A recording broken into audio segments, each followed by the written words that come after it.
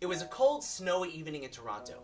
I was driving on the highway with 4 of my children, and the visibility was very poor. The snow was really coming down, and the driving conditions were getting worse.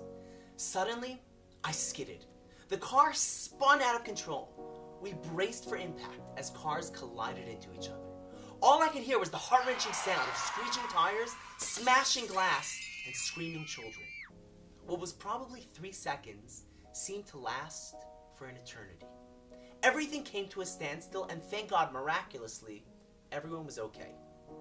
But then suddenly I noticed black smoke pouring out from under the hood. The car looked like it was about to go up in flames. I quickly grabbed all the kids from the back of the car and ran off the side of the highway. We stood there in the freezing cold as snow was coming down and covering my children's heads. And I'm trying to figure out, what should I do? I'm in a country that's still foreign to me, with no family nearby. It'll be hours before this is cleared up. Who can I call? I felt lost, abandoned. I frantically tried scrolling through my phone contacts, but with a wet, snowy screen, it wouldn't even scroll.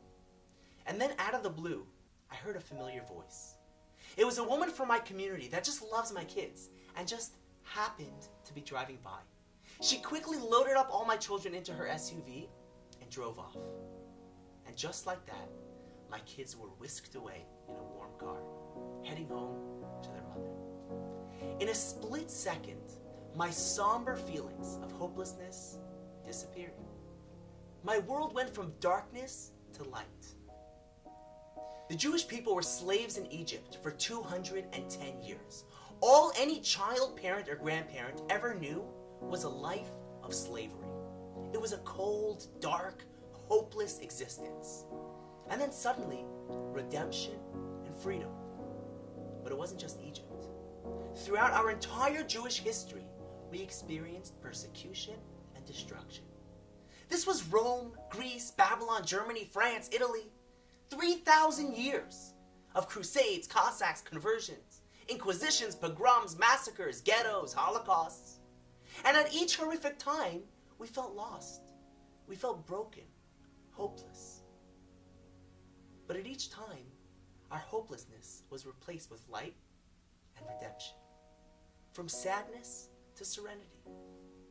Mark Twain asked, "What's the secret of the Jews' immortality?"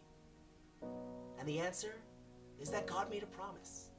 He promised that he will never let his children disappear. On Passover, we remember God's love. We remember that despite our national or personal pain, he will take us out and he will save us.